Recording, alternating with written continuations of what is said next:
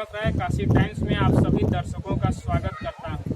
जैसा कि कोरोना काल अभी अब तक चलता आ रहा था, इतने दिनों से अभी चल रहा है, वैसे ही अब जल स्तर भी बढ़ता जा रहा है, जिसके कारण से नाविक समाज के लोगों पर दोहरी मार पड़ी है। ऐसे में हमारे साथ मौजूद हैं नाविक समाज के अध्यक्ष श्री शंभू जी, और इनसे हम बात करेंगे कि क्या क्या समस्याएं नाविक समाज को उठानी पड़ रही है। सर, स्वागत है आपका काशी टाइम्स में।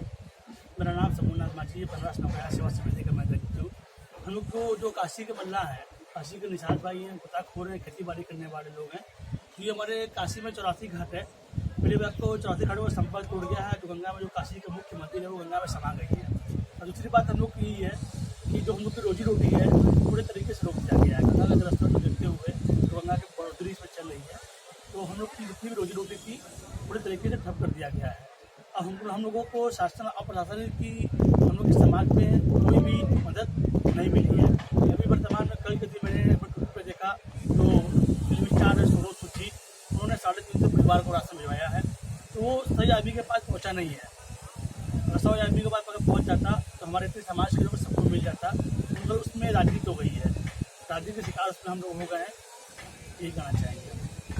जी, आपसे पहला सवाल हमारा ये है कि जैसा कि जल स्तर बढ़ रहा है और बनारस जिला प्रशासन की ओर से सभी नौकाओं को रोक दिया गया है कि नाव संचालन रोक दिया गया है, ऐसे में बनारस के पदाधिकारी लोग आपकी किस तरह से मदद कर रहे हैं, इस पर आप जरा बताएं विस्तार से।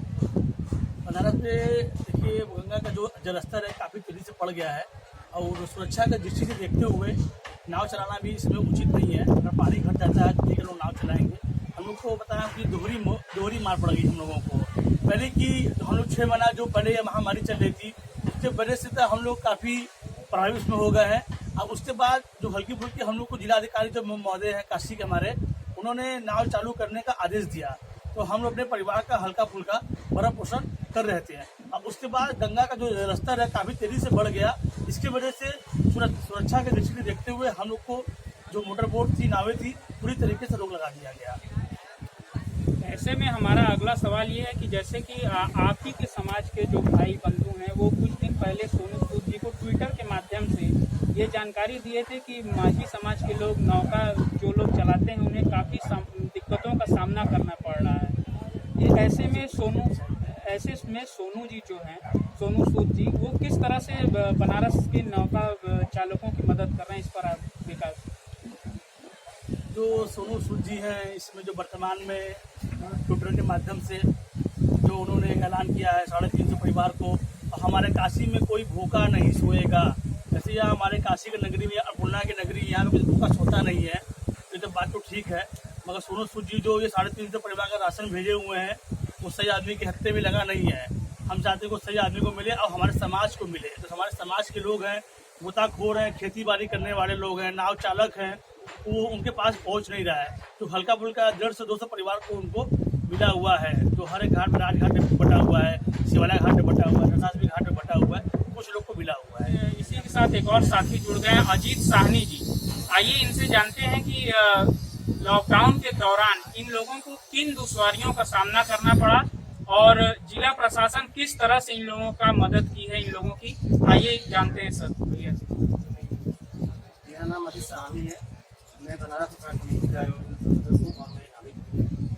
जब से कोविड-19 महामारी आई, विगत 6 महीने हो गए हैं नाविकों को कम हुई है, क्योंकि पहले तो लॉकडाउन थी, उसमें पूरी रोजी रोटी बंद हो गई थी। अब गंगा का जलस्तर तो ये दोहरी मार नाविकों को झेलनी पड़ रही है। और रहा मदद की जो बात आप कर रहे हैं, तो मैं आपको बता दूँ कि हमारे समाज को कोई विशेष रूप से कोई सरकारी योजनाओं का लाभ मिला नहीं, बल्कि हमारे नाम पर रोटी काटी गई है कि नाविकों को हमने इतना उसका दान दिया, ऐसा मदद किया, ऐसा कुछ नहीं हुआ। विगत 2 महीने पहले हमारे बनारसी के जिलाधिकारी महोदय जी ने आदेश दिया था कि आप लोगों के लिए एक सरकार की तरफ से, मोदी जी की तरफ से फंड आया है, आप लोग एक फॉर्म भर लीजिए। करीब हजारों की संख्या में वो फॉर्म भरी गई है। सर, मैं आपको बताना चाहूँगा कि अभी तक किसी भी नाविक समाज के अकाउंट में 1 रुपया भी नहीं आया है। जब से हमसे वादा किया गया था कि जब तक लॉकडाउन रहेगी, जब तक वर्षा काल रहेगी, हर नाविक के अकाउंट में 1-1 हज़ार रुपये पर माह आएगी। मगर मैं बताना चाहता हूँ कि अभी 1 भी रुपये नहीं आया है और हम लोग अभी तक उनका इंतजार कर रहे हैं। और रहा बात सरकार यहाँ के जो है प्रतिनिधियों की सहयोग की, मैं बात करता हूँ कि अभी वाराणसी में बीजेपी के 8 विधायक हैं, मगर हमारे क्षेत्र दक्षिणी के नीलकंठ तिवारी जी हैं जो विधायक हैं, हमारे समाज के बीच में आके हमारे समाज के दर्द को जाना नहीं। हम लोग लगातार पत्रकार के आप लोगों के माध्यम से अपनी आवाज उठाते गए, अपनी समस्याएं बताते गए, मगर उन्होंने आके आज तक हम लोग के बीच में कोई भी हम लोगों की जो कि समस्याओं को नहीं सुनी। और मैं सोनू सूद जी का दिल से पूरे समाज की तरफ से धन्यवाद करना चाहता हूँ कि उन्होंने तुरंत हमारी समस्या को समझा और उन्होंने मतलब कि हम लोग को आश्वासन दिया है कि हम लोग 350 परिवारों को जो है वो राशन देंगे, खाना पीना देंगे। मगर मैं चाहता हूँ कि वाराणसी में देखिए, ये वाराणसी जो है मोदी की संसदीय क्षेत्र है, तो यहाँ पे अगर छोटा से भी कुछ होता है तो ये बहुत बड़ा हाईलाइट हो जाता है। तो इसे तुरंत जो है दिल्ली तक ऊपर तक इसको दौड़ा दिया जाता है कि वाराणसी के मोदी जी के संसदीय क्षेत्र में ये हो रहा है। तो ये सोनू सूद जी ने जैसे ही अनाउंसमेंट किया, इस पे जो है नेतागिरी शुरू हो गई। और मैं आपको बता दूं कि गरीब समाज के सभी लोगों को इसका लाभ मिला नहीं है। तो मैं अगर आप लोग के माध्यम से मैं कहना चाहता हूँ कि जो सोनू सर की जो फाउंडेशन है वो सही आदमी को पकड़े, एक समाज सेविक को पकड़े, तब जाके उनके जो सहयोग सबको मिले।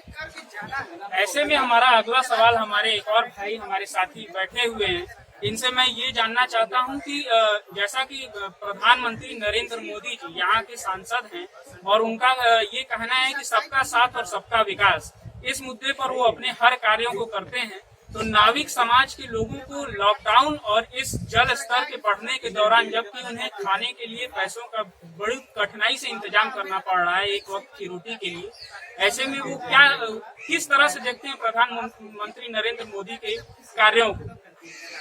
मेरा नाम अशोक कुमार माछी है, मैं बनारस नौकायान सेवा समिति का महामंत्री हूँ। और लॉकडाउन उसके बाद जो है जल स्तर बढ़ना, इस विषय में जो है हमारे प्रधानमंत्री जी यहाँ से सांसदीय प्रधानमंत्री जी हैं। बहुत सी समस्याएं हैं, नाविक का बहुत ज्यादा समस्या है। कभी भी आज तक कभी पूछा थी जिसकी भी सरकार आई है, नाविक के ऊपर कोई ध्यान देने वाला नहीं है।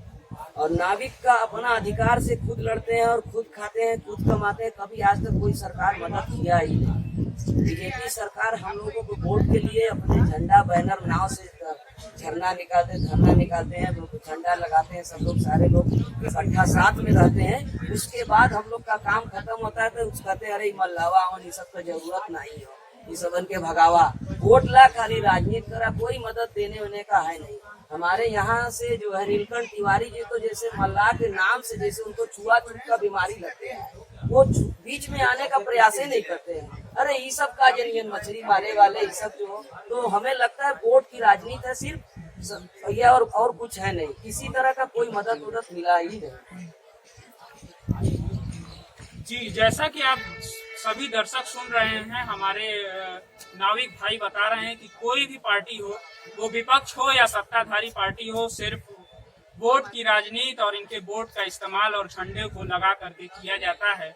ऐसे में हम अपने अध्यक्ष जी से ये जानना चाहेंगे कि जैसा कि यहाँ पर नए बोटों का उद्घाटन किया गया है और स्टीमर बोटें चलाई जा रही हैं, उस पर आपका क्या कहना है? ये हमारे गंगा में हम लोग के बीच कोई भी नया प्रोजेक्ट अगर यहाँ पे अगर आएगा तो हम पूरे 80 जिले के राज घाट के पूरे समाज के लोग उसको भगाने का काम करेंगे। गंगा मैया हमारी है, गंगा मैया में हम गंगा पुत्र हैं, गंगा में सिर्फ नाव का अधिकार है। ये जो बड़ी बड़ी क्रूज आ रही है, बड़ी बड़ी नावें यहाँ पे आ रही है, जो पर्यटन विदेशी यहाँ पे अगर नाव घूमने के लिए यहाँ बनारस के अंदर आते हैं तो उनको चप्पू वाली नाव चाहती है, शांति उनको चाहता है। ये बड़े बड़े क्रूज तो हर एक पूरे इंडिया में बसा हुआ है, विदेश में, मुंबई में, कहाँ का बड़ा बड़ा क्रूज बसा हुआ है। और जो हमारे काशी का जो आनंद है, आनंद वन, तो वो मोक्ष की नगरी यहाँ पे हमारे काशी है। तो जो विदेशी पर्यटन यहाँ पे आते हैं नाव घूमने के लिए, तो मोक्ष के लिए आते हैं, शांति के लिए यहाँ पे आते हैं। जो भी हम लोग के बीच यहाँ पे आएगा, हम लोग उसको उठा के फेंकने का काम करेंगे पूरे समाज के लोग। ऐसे में हमारा आपसे आखिरी सवाल ये है कि आप जैसे कि बनारस को स्मार्ट सिटी के रूप में देखा जा रहा है, तो आप नौका विहार के दौरान किन समस्याओं से आपको जूझना पड़ रहा है और क्या केंद्र सरकार से आप अपील करना चाहते हैं हमारे काशी टाइम्स के माध्यम से कि क्या सुविधाएं आपको दी जाएं कि जैसे आपका भी भला हो और जो पर्यटक यहाँ आते हैं उन्हें और सुकून और शांति मिले? हम बताना चाहते हैं कि ठीक है, स्मार्ट सिटी बनाए, स्मार्ट सिटी का जमाना चल रहा है इस समय, मगर स्मार्ट सिटी गंगा में न बनाए। स्मार्ट सिटी जहाँ बनाना है, मॉल बनाए, रोड बनाए, अच्छा गाड़ी चलाएं, अच्छा मोटर चलाएं, फैसिलिटी दे। जो आते हैं विदेश से पर्यटन जो आते हैं वो फैसिलिटी वो चाहिए। और जो हमारे काशी में जो लोग घूमने और दर्शन करने के लिए यहाँ पे आते हैं, हमारे काशी की गली है, हमारे बनारस की मंदिर है, हमारे बनारस की नाव है, हमारे बनारस के घाट है, ये सब हमारे बनारस में फेमस है। जो देश विदेश से लोग यहाँ पे देखने के लिए यहाँ पे आते हैं। जी, हमारे साथ जुड़े रहने के लिए आपको बहुत बहुत धन्यवाद। मैं आशा करता हूं कि काशी टाइम्स के माध्यम से लोगों को जागरूक लोग हों और हमारी इस आवाज को केंद्र सरकार और जिला प्रशासन तक अवश्य पहुंचाए। बहुत बहुत धन्यवाद अध्यक्ष जी, आपसे अपना महत्वपूर्ण समय देने के लिए। धन्यवाद। मीडिया के माध्यम से हम चाहते हैं कि हमारे समाज की बात मोदी जो हमारे देश से प्रधानमंत्री हैं वहाँ तक पहुँचे, जो मुख्यमंत्री हैं आदित्य योगी नाथ जी उनके बाद पहुँचे, और जो उनके नीचे के जो विधायक लोग हैं वहाँ तक पहुँचे, क्योंकि हमारे समाज के लोग काफ़ी भूखमरी के कगार भी इस समय आ गए हैं। काफ़ी यही एक रोजी रोटी हम लोग की है, जो कि अब हम लोग का कोई रोजी रोटी नहीं है। बस एक नाव है, गोताखोर है, मछली मारने वाले लोग हैं, दिया फूल बेचने वाले लोग हैं, घाट पे दुकानदार जो लोग हैं। और एक बात आपको मैं बताना चाहता हूँ, काशी में कोई भी लड़का डूबता है, कोई भी अगर गंगा में छलांग लगाता है, सुसाइड करने के लिए आता है, तो पहले वहाँ पे जाते हैं नाव वाले अपने जान की बाजी लगाकर उसको पहले बचाते हैं। हम लोगों को कोई भी इनाम नहीं दिया जाता, हम लोग को कोई भी पुरस्कार नहीं दिया जाता है। पुरस्कार NDRF को जाता है और रिजर्व पुलिस को जाता है। हम चाहते हैं कि हमारे समाज को मिले।